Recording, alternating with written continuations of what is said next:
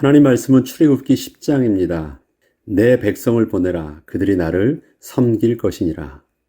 하나님께서는 애굽의 10가지 재앙을 보이사 하나님의 백성과 바로왕의 백성을 구분하셨습니다. 그리고 구분하시는 하나님의 방법은 바로왕과 그의 신하들의 마음을 완악하게 하사 하나님의 기적에 대하여 이스라엘 백성과 바로왕의 백성이 서로 다른 반응을 하게 하셔서 분명한 차이가 있게 하셨습니다. 출애굽기 10장 1, 2절에는 여호와께서 모세에게 이르시되 바로에게로 들어가라. 내가 그의 마음과 그의 신하들의 마음을 완강하게 함은 나의 표징을 그들 중에 보이기 위함이며 내가 내게 애굽에서 행한 일들 곧 내가 그들 가운데서 행한 표징을 내 아들과 내 자손의 귀에 전하기 위함이라. 너희는 내가 여호와인 줄 알리라. 하나님의 동일한 기적에 반응하는 것이 정반대가 되게 하신 것입니다. 바로왕과 그의 신하들에게는 하나님의 기적을 보면 볼수록 더욱더 그 마음이 완강하게 하셨고 하나님의 백성에게는 그 행하신 일을 자신이 기억하고 후대의 후대까지 간절히 전해주고 싶은 간증이 되게 하셨습니다. 이것은 비록 하나님께서 행하신 창조의 기적이라 할지라도 기적 자체가 사람을 구원 얻는 믿음을 갖게 하는 것이 아님을 보여줍니다. 기적을 보면 하나님의 백성이 될 수 있는 것이 아니라 본래 하나님께서 택하신 하나님의 백성이라면 하나님의 기적 앞에서 하나님의 행하시는 일들을 바라볼 수 있기에 하나님을 만나는 기쁨을 누릴 수 있지만 그렇지 않은 자는 하나님의 재앙은 단지 자기 뜻대로 아무것도 할 수 없도록 만드는 아주 화가 나고 당황스러운 사건일 뿐이었습니다. 바로왕은 계속되는 재앙을 통하여 점차 창조의 기적이 일어나고 있음을 알게 되었기에 그 기적 자체를 부인하지 않게 되었지만 그렇다고 해서 그러한 이적을 이스라엘의 하나님께서 일으키셨다는 것을 결코 인정하고 싶지 않았고 사람들에게 그렇게 알리고 싶지도 않았습니다. 만약에 이적의 주체로서 하나님을 인정하게 되면 자기가 왕이 되어 누려왔던 모든 영광과 권세를 다 빼앗긴다고 생각을 했기 때문입니다.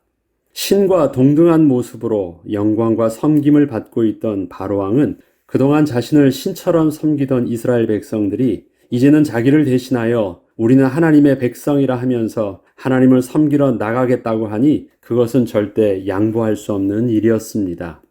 바로는 오직 이적의 주체가 하나님만 아니면 되었습니다. 애굽의 박사든 마술사든 상관없었고 자신들이 섬기는 애굽의 신들이라도 상관이 없었는데 오직 히브리인의 하나님이라면 문제가 되었던 것입니다. 이것은 애굽에 속한 모든 신들과 왕궁의 모든 신하들과 애굽 전역의 백성들은 모두 바로왕 밑에 있었고 모든 것이 오직 바로왕의 영광을 위해서 존재하고 있었기 때문에 어떤 누구의 아무리 대단한 기적이라도 그 기적으로 인한 영광은 모두 바로왕이 취할 수 있었기에 아무런 문제가 없었지만 만약에 히브리인들이 섬기는 그 하나님의 기적이라면 이것은 바로왕이 자신의 영광으로 스스로 취할 수 없었기에 심각한 문제가 되었습니다. 내 백성을 보내라. 그들이 나를 섬길 것이니라. 출애굽기 10장 3절에는 하나님께서 이렇게 말씀하십니다. 모세와 아론이 바로에게 들어가서 그에게 이르되 히브리 사람의 하나님 여호와께서 말씀하시기를 내가 어느 때까지 내 앞에 겸비하지 아니하겠느냐. 내 백성을 보내라. 그들이 나를 섬길 것이라. 하나님께서는 당신의 백성을 구분하셔서 마침내 하고자 하신 것이 그들이 나를 섬기게 하시는 것이셨습니다.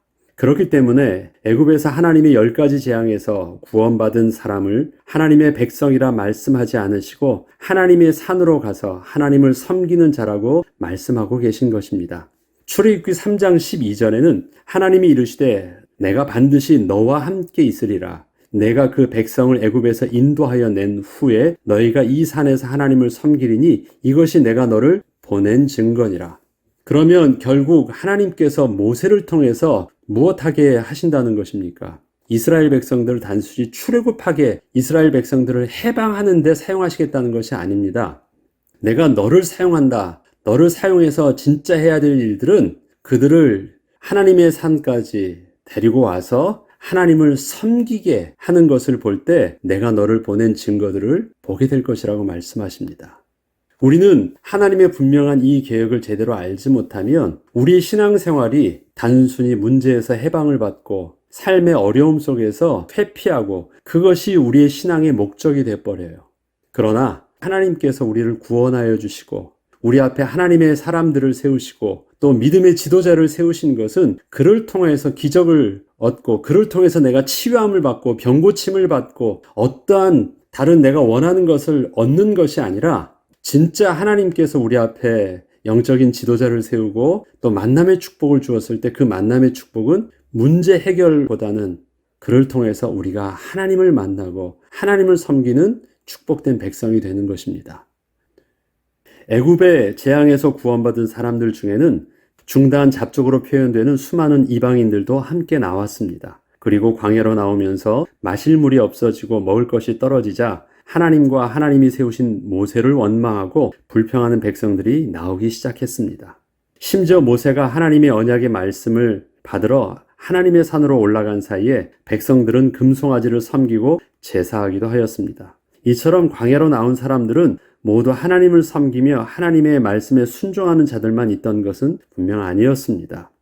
출애굽기 12장 37절로 38절에 보면 이스라엘 자손이 람셋을 떠나서 숫곳에 이르니 유아 외에 보행하는 장정이 60만 가량이요 수많은 잡족과 양과 소와 심이 많은 가축이 그들과 함께 하였으며 라고 기록하고 있습니다. 수많은 잡족, 이스라엘 백성들이 아닌 사람들도 그 이스라엘 백성들의 반열에 같이 끼어 있었다라는 것입니다. 노예들도 있을 수 있었고요. 또 함께 살았던 친구들도 애굽 사람들도 존재했고 다른 이방 민족들도 존재했지만 어쨌든 전부 다 함께 나왔습니다. 저들은 이스라엘 사람들 속에 섞여서 이스라엘 사람들의 덕을 많이 본 자들이었습니다. 저들 모두를 성경은 모두 하나님의 백성으로 말하고 있지는 않습니다. 저들은 분명 10가지 재앙에서 구원받은 자이고 홍해의 기적으로 홍해를 건넌 사람들이었지만 저들은 애굽에서 이끌어주신 하나님을 찬양하며 온전한 예배를 하나님께 드리지 못했고 오히려 하나님을 원망하고 불평하는 사람들이 되었습니다. 하나님의 택한 하나님의 백성과는 분명히 다른 차이들이 있는 사람들이 숨어 있었다는 것입니다. 민수기 14장 22절로 23절에는 내 영광과 애굽과 광야에서 행한 내 이적을 보고서도 이같이 10번이나 나를 시험하고 내 목소리를 청종하지 아니한 그 사람들은 내가 그들의 조상들에게 맹세한 땅을 결단코 보지 못할 것이요 또 나를 멸시하는 사람은 한 사람도 그것을 보지 못하리라. 하나님의 기적을 체험했지만 그들은 구원받은 백성으로 하나님께서 그들을 인정해 주지 않으신다고 하십니다. 그들에게 무슨 비밀이 없습니까? 하나님을 인정하고 하나님이 광야로 이끄셨고 하나님이 나의 삶을 주장하여 주시고 내가 이 삶을 사는 것은 비록 광야의 삶처럼 보여도 나는 하나님께 예배하는 백성이라는 정체성을 스스로 거부하고 있는 백성들에 대해서는 하나님께서 결단코 하나님의 백성으로 삼아주지 않으시겠다고 분명히 말씀하십니다. 이처럼 단지 기적을 체험한 것만으로는 결코 구원받은 하나님의 백성이 될 수는 없습니다. 하나님의 백성에게는 하나님께서 친히 구원하여 주신 사실이 있고 그 하나님의 말씀에 순종하여 그 하나님의 산으로 가서 그 하나님을 섬기며 예배하는 비밀이 있어야 하는 것입니다. 우리 신앙생활의 완성은 출애굽이 아닙니다. 이 산에 와서 하나님을 섬기는 비밀입니다. 이 산이 지금 신의 산이기도 하지만 이 산은 하나님의 거룩한 산, 가나안에 있는 하나님의 거룩한 산을 말하는 것입니다. 결국 하나님께서 본래 가게 하신 그곳에서 여호와 이름을 부르는 비밀이 있는 것, 그것이 신앙생활의 완성인 것입니다. 너희 하나님 여호와를 섬기러 갈 자가 누구냐? 그러면 하나님을 섬기는 대상은 누구일까요? 모세와 아론을 바로에게 다시 데려오니 바로가 그들에게 이르되 가서 너희 하나님 여호와를 섬기라. 갈 자는 누구냐? 오케이, 가게 해줄게. 그러나 갈 사람들은 누구냐? 다는 아니겠지? 이렇게 묻는 것입니다. 모세가 이르되 우리가 여호와 앞에 절기를 지킬 것인즉 우리가 남녀노소와 양과 소를 데리고 가겠나이다. 결국 강력한 메뚜기 재앙으로 인해서 그나마 남았던 모든 곡식도 다 잃게 되자 마지못해 바로왕은 여호와를 섬기러 나갈 것을 허락해 줍니다. 그렇지만 하나님을 섬기러 가는 대상들을 제한하여 백성 중 일부만 가게 하는 타협안을 제시하였습니다. 이에 대하여 하나님을 섬기는 대상에는 남녀노소 어느 누구도 예외됨 없어야 하며 제사 드릴 가축도 제사를 드리기 전까지는 가는 도중에 어떤 가축이 상처를 입고 부정해질지 알 수 없기에 모두 가지고 가야 한다고 모세는 말하였습니다. 하나님께 드리는 예배에는 어느 누구도 예외됨이 없습니다. 모두가 하나님께 동일한 모습으로 드려야 하는 것이었기에 모세는 절대 양보할 수 없었습니다. 어린아이라고 해서 아직 어리니까 어린아이는 하나님께 예배하지 않아도 되고, 또 나는 또 너무 나이가 많아서 힘드니까 하나님께 예배하지 않아도 되고, 이런 것이 아닙니다.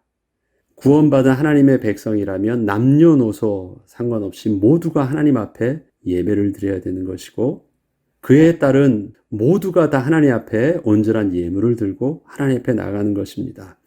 보라, 그것이 너에게는 나쁜 것이라 이렇게 말합니다. 출애굽기 10장 10절에는 바로가 그들에게 이르되 내가 너희와 너희의 어린 아이들을 보내면 여호와가 너희와 함께 함과 같으니라. 보라, 그것이 너희에게는 나쁜 것이니라. 바로는 다시 한 번 더 백성 전체가 가지 말고 장정들만 갔다가 오라고 하면서 어린 아이들에 대하여 핑계를 대었습니다. 바로 왕은 어린 아이들이 함께 간다는 것은 여호와 하나님이 그 광야를 걷는 여정에 함께 하심과 같은 것이라고 말하면서 그것은 이스라엘 백성에게 아주 나쁜 것이라고 말을 합니다. 왜? 바로 왕은 광야의 여정 속에 하나님이 함께 하시는 것이 나쁜 일이 될 것이라고 말을 한 것일까요? 광야 40년이 지난 후 하나님께서는 광야 40년 동안 이스라엘 백성과 함께해 주신 것이 어느 백성도 누리지 못했던 하나님의 백성의 축복이라고 말씀하셨는데, 지금 아이들 때문에 그 하나님이 함께해 주시는 것을 바로 왕은 영어 성경의 표현으로 보자면 사단의 역사에 노출되는 아주 고통스러운 일이 될 것이라고 말하고 있는 것입니다. 그것은 아주 나쁜 일이래요. 하나님이 함께 하시는 것, 그것은 아주 나쁜 일이 될 것이라고 말씀하시는 것입니다. 이것은 만약에 험한 광야길을 아이들을 데리고 간다면 제대로 걷지도 못하고 혹독한 광야의 기후와 환경에 제대로 견디지 못하는 일이 발생하게 되어 제대로 진행을 하지 못하게 되므로 결국 제사 드리러 가지도 못하고 가는 길에서 하나님께 도와달라고 부르짖다가 다 망하게 될 것이라는 말인 것입니다. 애굽의 바로왕은 그들이 섬기는 신은 움직이지 못했어요. 그냥 목석이었어요. 그렇기 때문에 실질적으로 문제가 터졌을 때 그 신께 빈다는 것은 별로 효과가 없습니다. 그런데 지금 바로왕은 이스라엘 백성의 그 하나님도 자기들이 섬기는 그 우상과 다를 바 없는 수준으로 보는 것입니다. 그렇기 때문에 만약에 광야에서 실질적인 문제가 발생되어지면 너희는 분명히 하나님을 부르짖겠지? 그렇지만 그 하나님은 대답이 없고 다 망하게 될 것이야. 어린아이와 함께 가면 여호와 하나님이 너희와 함께 하게 될 거야. 그 말은 여호와 하나님이 함께 한다는 것은 그때서야 그들은 아이들 때문에 도와달라고 하나님께 빌게 된다는 것이에요. 사람들이 문제가 생기면 우상 숭배하러 가잖아요. 제단에 가서 도와달라고 빌죠. 그래서 신께 함께 해달라고 비는 것입니다. 그것처럼 그곳에 신이 가기도 전에 광야에서 그러한 일들이 발생한다는 거예요. 제사 드리러 가기 전에. 그것은 아주 나쁜 일이 벌어진 것입니다. 하나님을 찾는다는 것은 아주 나쁜 일이 이미 벌어진 것이에요. 다 죽게 되는 것이에요. 아이들 때문에. 그래서 우리는 하나님이 살아계시기 때문에 문제가 없게 생각을 합니다. 그런데 저들을 섬기던 우상은 그 하나님이 죽은 하나님이기 때문에, 움직이지 않는 하나님이기 때문에 하나님을 찾는 일들이 발생한다는 것은 이미 큰일이 터진 것이에요.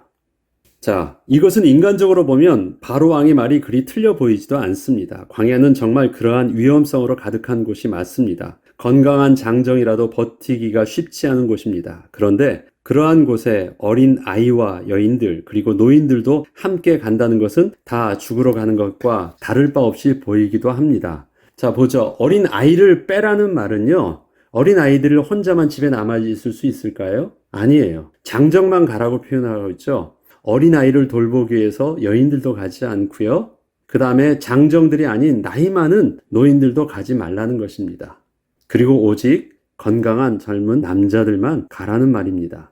인간적으로는 그것이 틀려 보이지 않아요. 광야라는 곳이 그렇으니까. 그러나 바로왕이 절대 모르는 사실이 있습니다. 하나님이 함께 하신다는 것은 그저 애굽의 우상들처럼 하나님이 돌과 나무와 같이 아무런 움직임도 없고 도움도 주실 수 없는 분이 아니시라는 것입니다.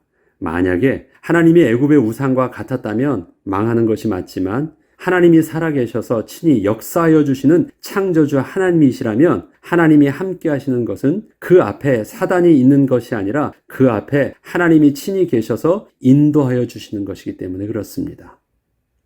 신명기 4장 32절로 35절에 보면 광야 40년 이후에 바로 가나안에 들어가기 전에 마지막으로 이스라엘 백성들에게 말씀하신 하나님의 음성이 있습니다. 내가 있기 전 하나님이 사람을 세상에 창조하신 날부터 지금까지 지나간 날을 상고하여 보라. 하늘 이 끝에서 저 끝까지 이런 큰 일이 있었느냐?